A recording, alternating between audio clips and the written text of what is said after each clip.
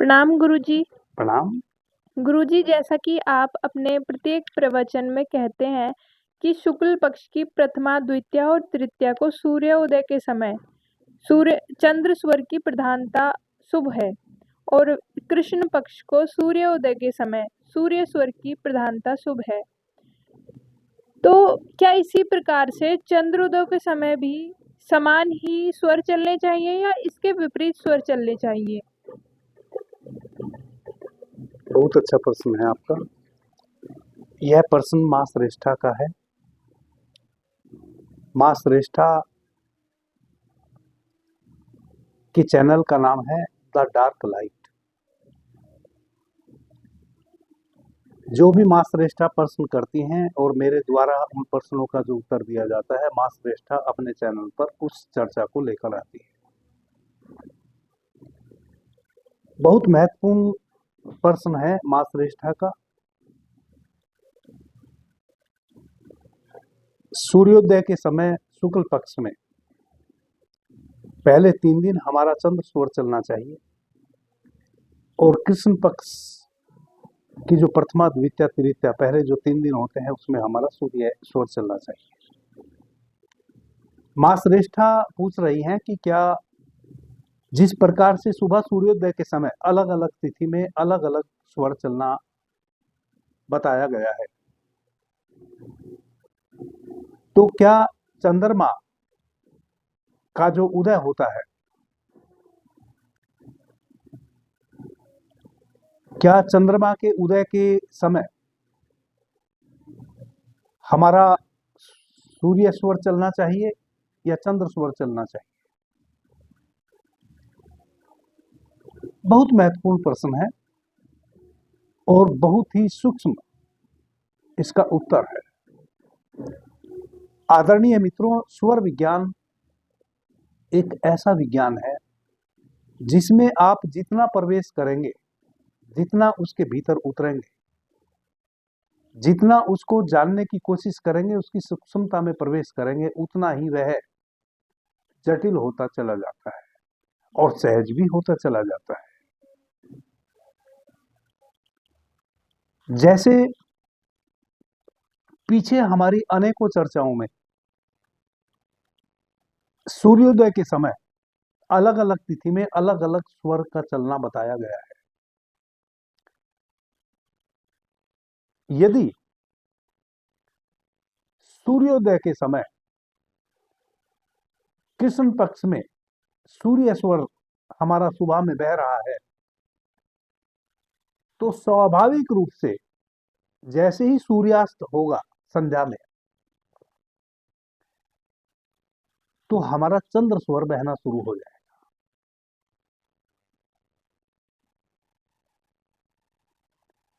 वैसे ही यदि शुक्ल पक्ष की प्रतिपदा, द्वितीया और तृतीया को हमारा चंद्र स्वर बहता है और जैसे ही सूर्योदय होगा शाम को, तैसे ही हमारा सूर्य स्वर चलना शुरू हो जाएगा। इसी प्रकार से दोपहर में 12 और 12:30 के बीच में यदि किन्हीं मित्रों को सुबह में प्रातः सूर्योदय के समय तिथि के अनुसार स्वर नहीं बह रहा है, तो निश्चित रूप से आप 12 और 12:30 बजे के बीच में अपने स्वर को यदि संज्ञान में लाएंगे, तो जो उस दिन की तिथि होगी उसके अनुसार उस समय आपका स्वर बह रहा होगा। तो हमें 3 बार अपने स्वर को चेक करना है। सुबह सूर्योदय के समय, एक बार 12 और 12:30 बजे के बीच में दिन में, एक बार सूर्यास्त के समय जब सूर्य अस्त हो रहा हो। यदि हमारा सूर्योदय के समय तिथि के अनुसार सही स्वर बह रहा है, तो सही संध्या में जैसे ही सूर्यास्त होगा हमारा विपरीत स्वर बहेगा। यदि तिथि सूर्य स्वर की थी तो हमारा चंद्र स्वर बहेगा, और यदि तिथि शुक्ल पक्ष थी, चंद्रमा की थी, तो हमारा सूर्य स्वर बहेगा। यह एक नेचुरल नैसर्गिक प्रक्रिया है।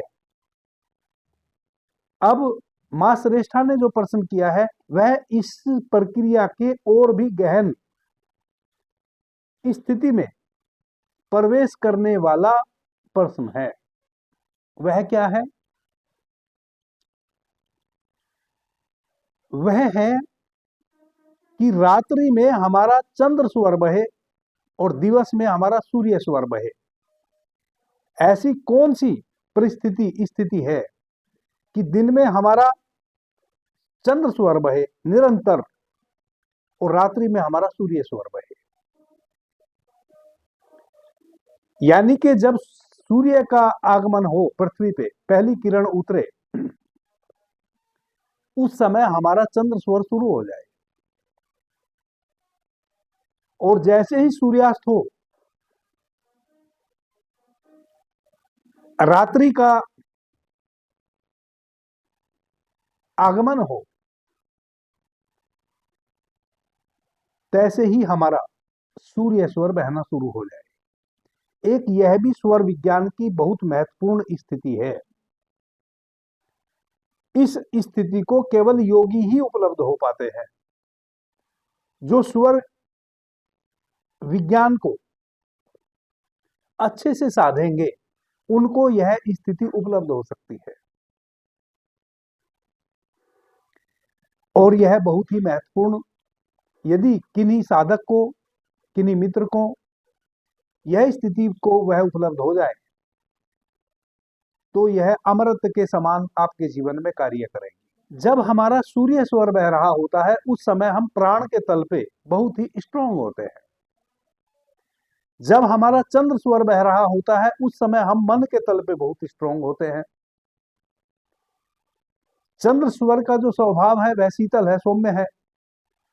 सूर्य स्वर का जो स्वभाव है वह उष्ण है,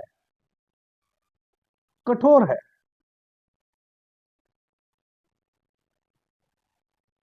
सुबह सूर्योदय होते से ही सभी वनस्पति जगत को, पूरी पृथ्वी को, पेड़ों को, पौधों को, मनुष्य को, सभी जीव जंतुओं को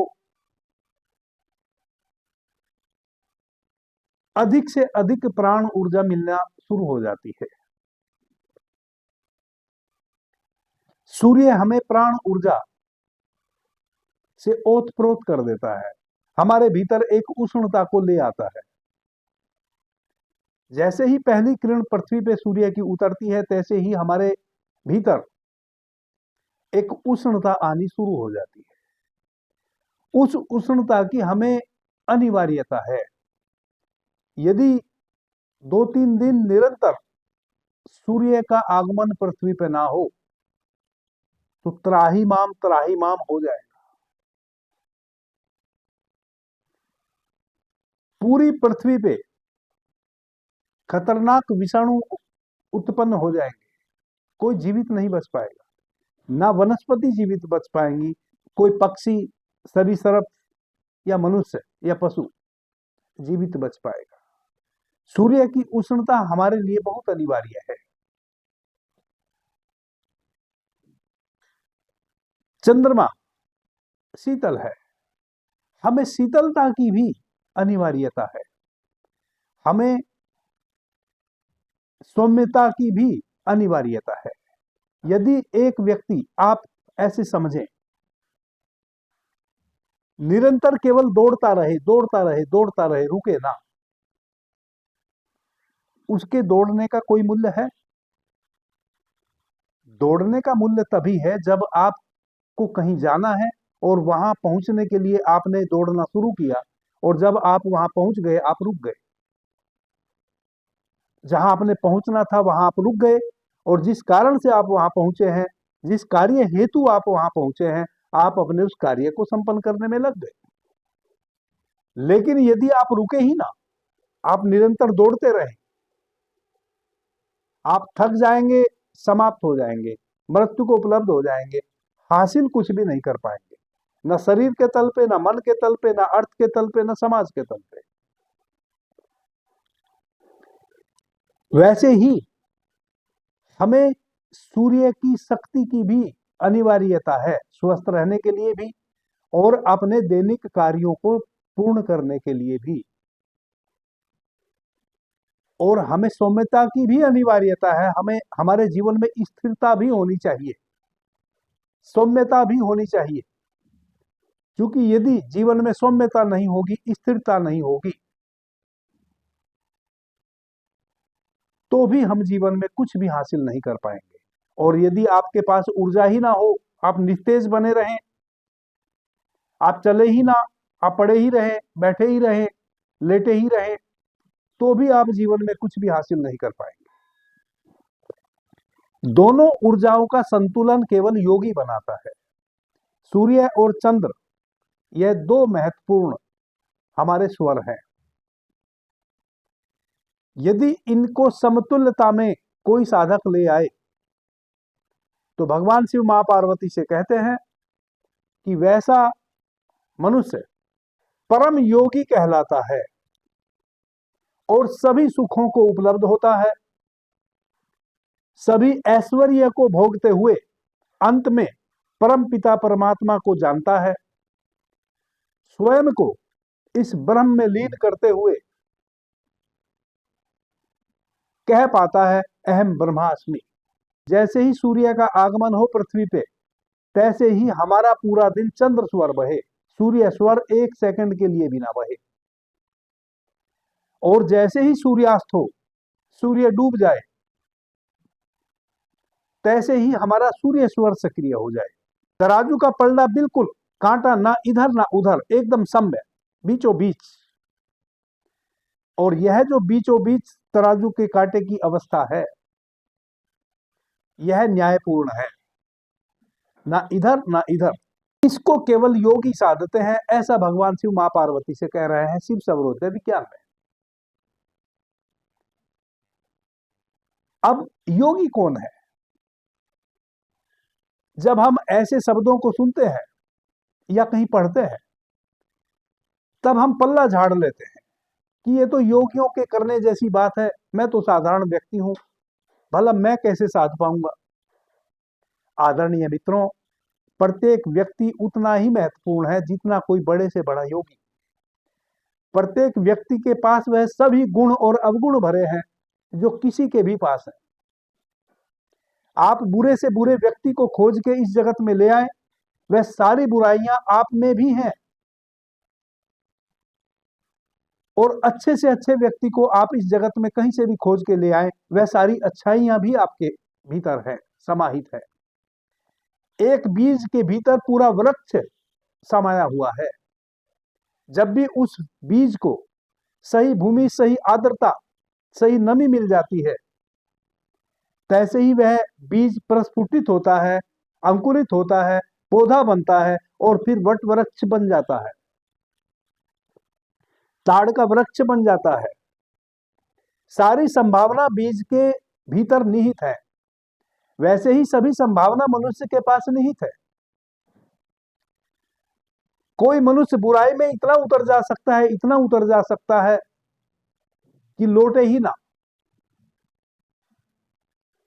और वही मनुष्य इतना पुण्य आत्मा बन जा सकता है, इतना पुण्य आत्मा बन जा सकता है कि लौटे ही ना बुराई की तरफ।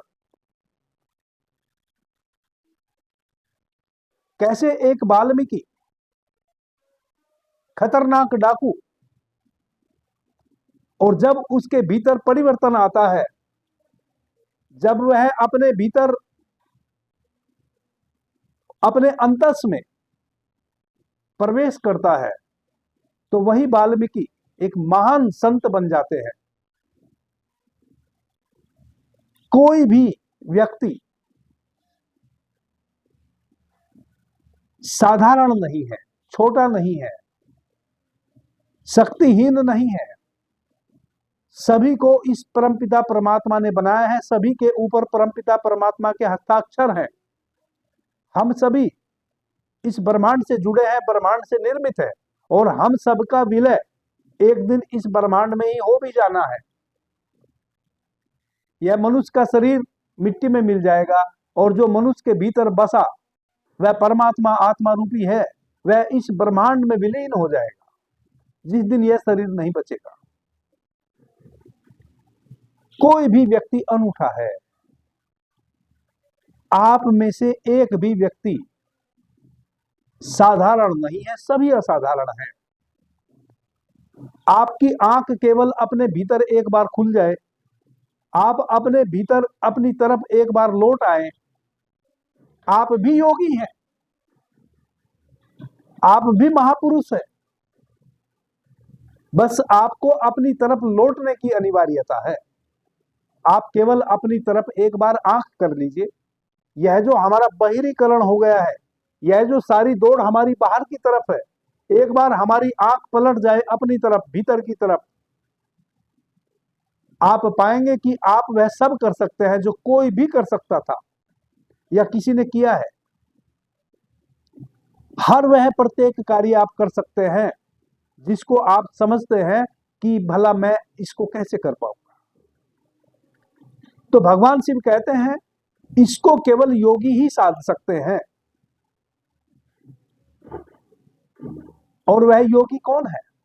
वह भी एक दिन साधारण मनुष्य थे, जैसे एक वाल्मीकि साधारण मनुष्य थे, चोर थे।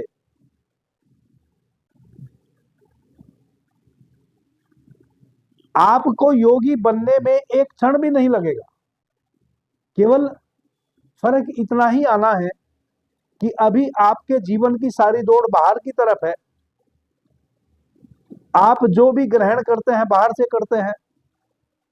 आपको प्रेम मिलता है बाहर से मिलता है, घृणा मिलती है बाहर से मिलती है, सम्मान मिलता है बाहर से मिलता है, दूसरों के द्वारा मिलता है।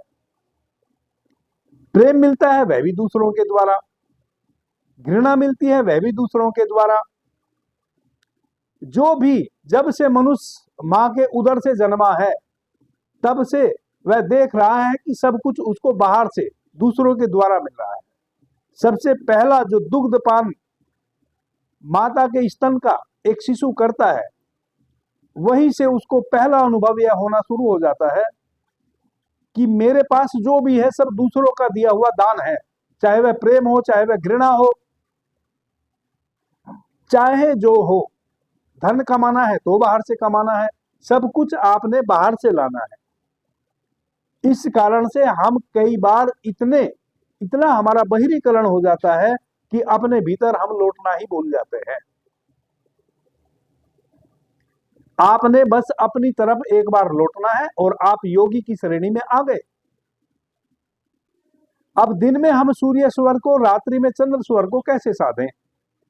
और 2-3 प्रश्न यहां फिर इकट्ठे हो जाते हैं कि यदि हम पूरा दिन चंद्र स्वर को बहाएंगे तो फिर भगवान शिव सबरोदय विज्ञान में कहते हैं कि जब आप स्नान कर रहे हो, भोजन कर रहे हो,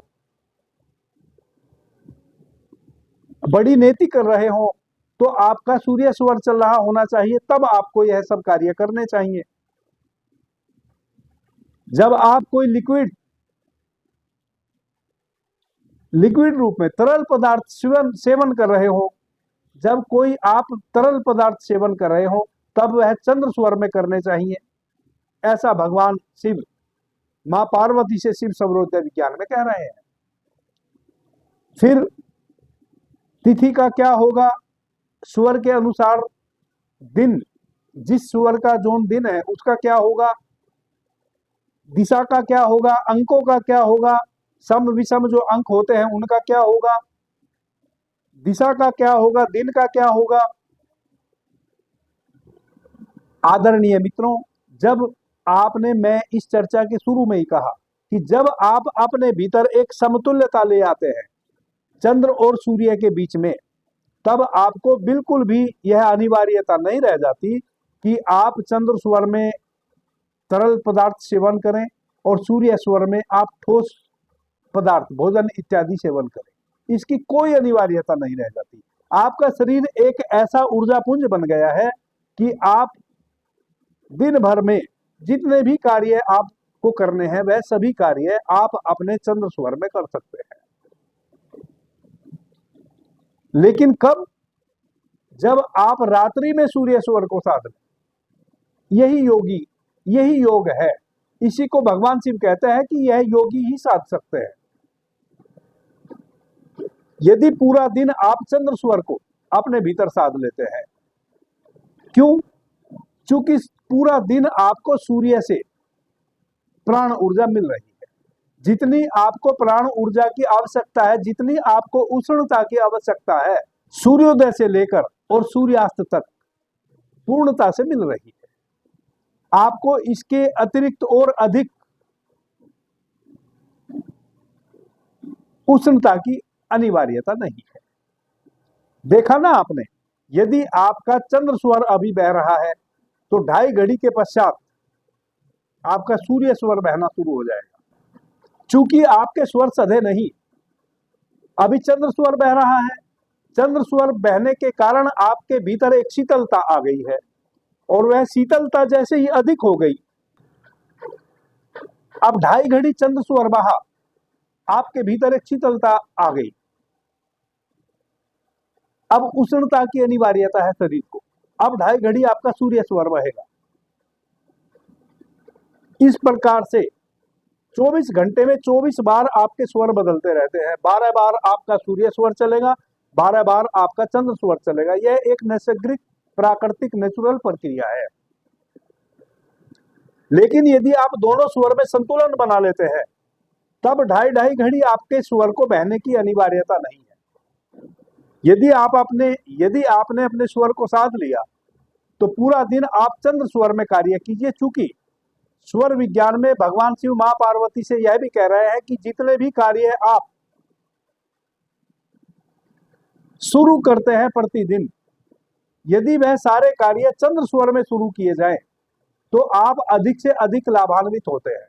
आप कहीं यात्रा में जा रहे हैं तो चंद्र स्वर में आप निकले। कोई भी नया कार्य आप शुरू कर रहे हैं, चंद्र स्वर में शुरू करें। आदान प्रदान आप कर रहे हैं, विचारों का, धन का, किसी भी प्रकार का, आप चंद्र स्वर में उसको कीजिए। आप लाभान्वित होते चले जाएंगे। इसलिए मैंने कहा कि शिव सौरोदय विज्ञान एक स्थान पे जाके रुक नहीं जाता है, यह निरंतर परिष्कृत तो होता चला जाता है। जब आप शिव सौरोदय विज्ञान में प्रवेश करेंगे, पहले श्लोक से लेके अंतिम श्लोक तक आपको नई नई बातें सुनने और समझने को मिलेंगी। यह परिष्कृत तो होता चला जाता है। सबसे पहले साधक अपनी तिथि के अनुसार अपने स्वर को देखता है, फिर साधक अपने कार्यों को अपने स्वर के अनुकूल साधता है। भोजन करना है तो सूर्य स्वर में करना है, स्नान करना है तो सूर्य स्वर में करना है, दक्षिण पश्चिम दिशा में जाना है तो चंद्र स्वर में जाना है, पूरब उत्तर दिशा में जाना है तो सूर्य स्वर में जाना है। इस प्रकार से अपने स्वरों को साधता है। फिर और परिष्कृत होता है। अब परिष्कृत यह होता है कि फिर अपने स्वर में तत्वों की पहचान करता है। तत्वों के अनुसार किस स्वर में कौन सा तत्व शुभ है, उसके अनुसार फिर अपना कार्य करता है। इस प्रकार से आप अपने को स्वर के अनुसार साधते चले जाते हैं, और एक समय ऐसा आता है साधते साधते स्वर सध जाते हैं, संतुलन बनना शुरू हो जाता है। फिर आपको ना तिथि की जरूरत है, ना आपको तत्वों को चेक करने की जरूरत है कब कौन सा तत्व चल रहा है, ना आपको दिशा का ध्यान रखने की अनिवार्यता है। कुछ भी अनिवार्यता नहीं है। केवल आप अपने पूरे दिन चंद्र स्वर को साध लीजिए, और जैसे ही सूर्यास्त हो तैसे ही आप अपने सूर्य स्वर को साध लीजिए। रात्रि में शीतलता, आपका शरीर शीतलता से भर जाता है। सूर्य स्वर जब आप साध लेते हैं तो आपको रात्रि में आपके सूर्य स्वर के माध्यम से प्राण ऊर्जा मिलती रहेगी। आपका शरीर में एक समतुल्यता बनी रहेगी। जो दिन में आपकी स्थिति थी वही आपकी स्थिति रात्रि में भी बनी रहेगी। अब आप 24 घंटे स्वर के अनुसार जी रहे हैं, और जो भी कार्य आप करेंगे आपको 100% सफलता मिलनी शुरू हो जाएगी, सफलता मिलती चली जाएगी। आदरणीय मित्रों, अब साधना कैसे है? सुबह से लेके रात तक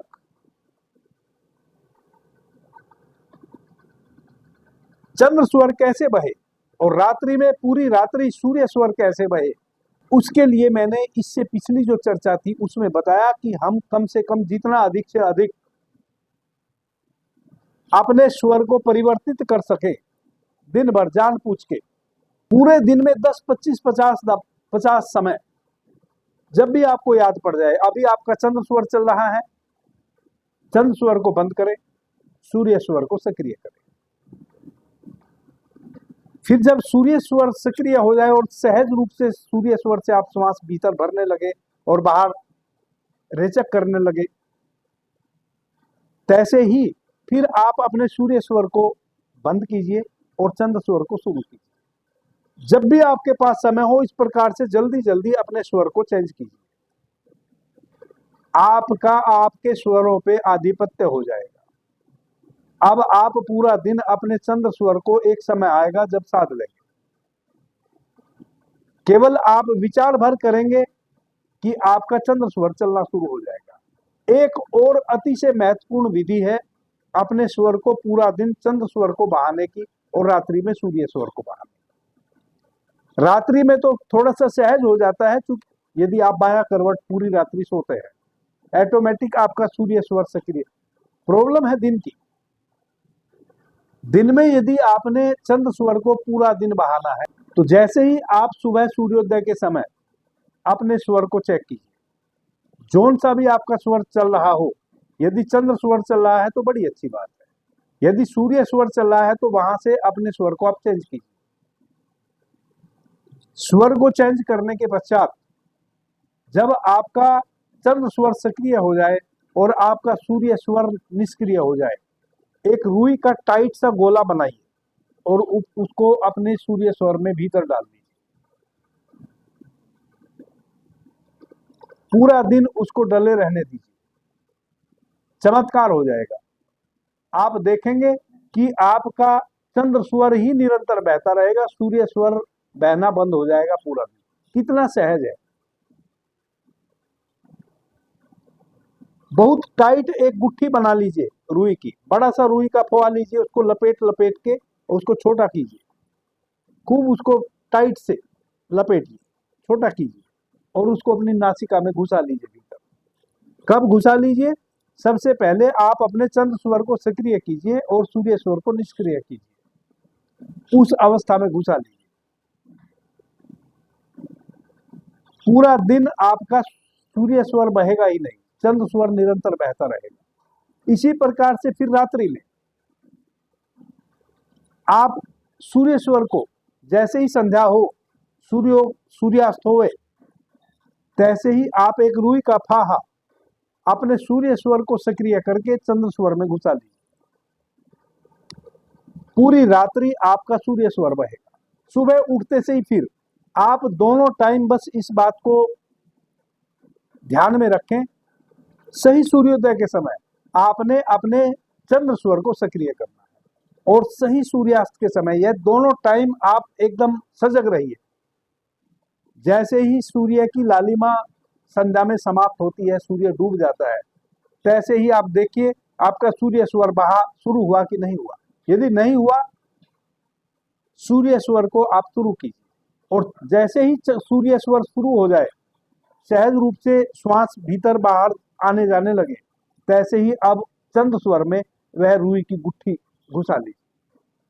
पूरी रात्रि अब आपका सूर्य स्वर बहेगा। इस प्रकार से आप सूर्य और चंद्र स्वर का सम्यकता में दोनों स्वर को ला सकते हैं। जब आपका सूर्य और चंद्र स्वर सम्यक हो जाएगा, तराजू का कांटा बिल्कुल ऐसे सीधा, ना इधर झुकेगा ना इधर झुकेगा, वैसी अवस्था में आप पूरे दिन में जितने भी कार्य आपने शुरू करने हैं, आप उसको चंद्र स्वर में शुरू कर सकते हैं। बस 2-3 बातों का ही आपको केवल ध्यान रखना है। यात्रा के लिए निकले या कोई भी नया कार्य आप शुरू करते हैं, यदि आप जूता भी पहनते हैं घर से बाहर जाने के लिए, वस्त्र भी धारण करते हैं, तो आपका चंद्र स्वर बह रहा है पूरा दिन। तो सबसे पहले आप अपने बाएं, शर्ट पहननी है, कोट पहनना है, कुर्ता पहनना है, अपना बायां हाथ उसमें घुसाइए। जूता पहनना है, सबसे पहले अपने बायां पैर को जूते में घुसाइए। कुछ भी आपने कार्य करना है पहले बाएं हाथ से आप शुरू करेंगे। किसी को कोई सामान लेना है, देना है, बाएं हाथ से लेके दीजिए। यदि दोनों हाथों का प्रयोग करना है तो पहले बाएं हाथ छुआए उस सामान को, फिर दूसरा हाथ छुआ के उसको उठा के इधर से उधर रखना है, या किसी को लेना है या देना है, वैसा आप करें। एक बात। दूसरी बात, जब भी आप घर से बाहर निकलें भरे स्वर में निकले, कभी भी खाली स्वर में ना निकले। अब यह भरा स्वर क्या है, जिसको सगुण स्वर भी कहते हैं। निर्गुण स्वर, खाली स्वर हम कहते हैं बाहर जाती हुई श्वास को, जब हमारी श्वास बाहर चली जाती है, यह हमारा खाली स्वर हुआ।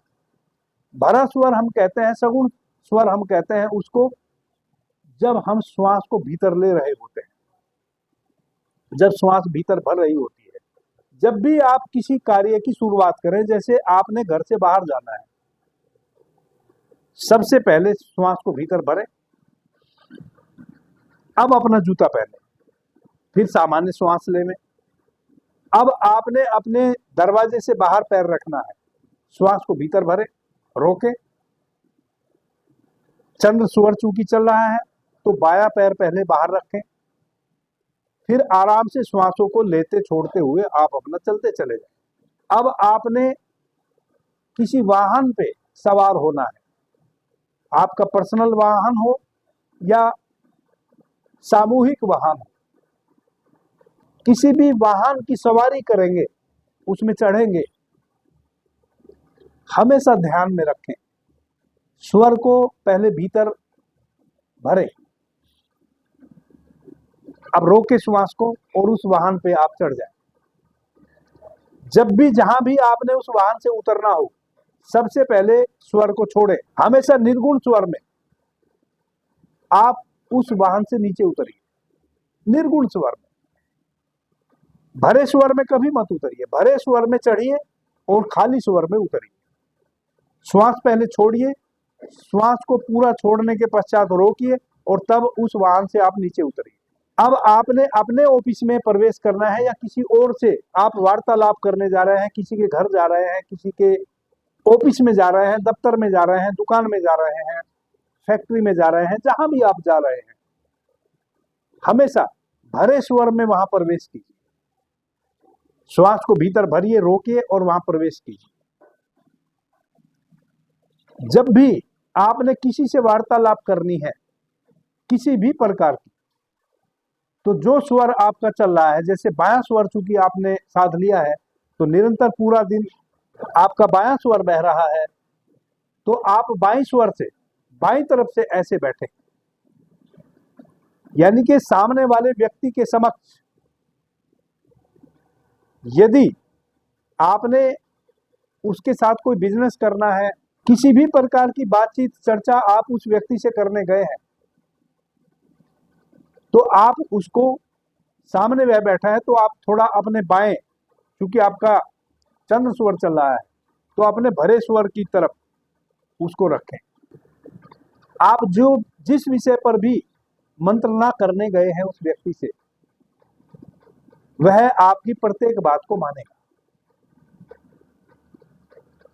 आपको पता भी नहीं चलेगा, जो आप कहेंगे वह उसको ग्रहण करेगा, स्वीकार करेगा।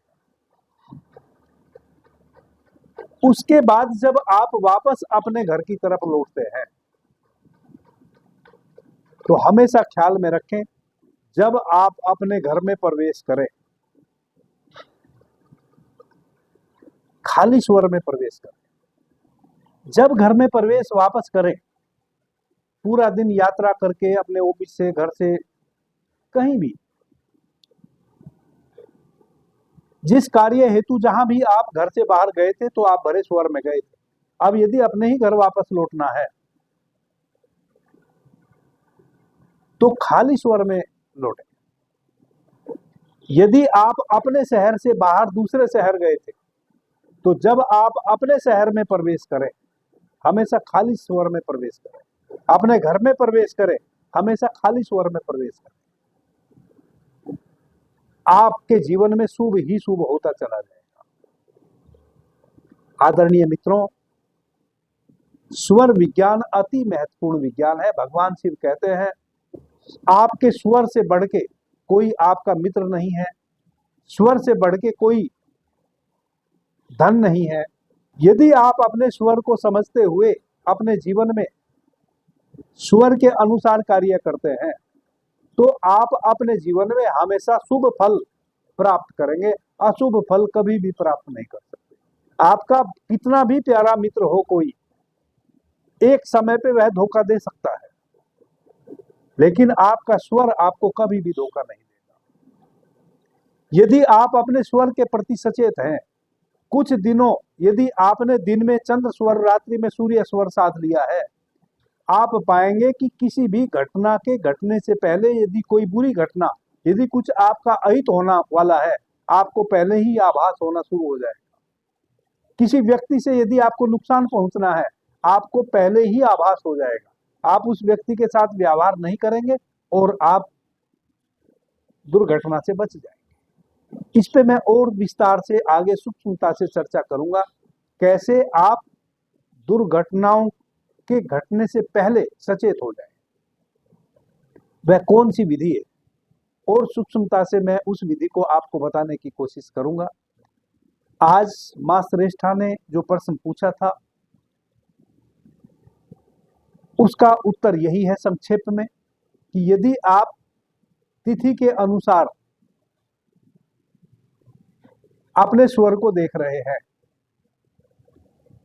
तो फिर चंद्रमा के अनुसार भी रात्रि में आप अपने स्वर को देखिए। वो कैसे? यदि आप सूर्योदय के समय चंद्र की तिथि है और चंद्र ही आपका बह रहा है तो सही संध्या में आपका सूर्य स्वर बहना चाहिए,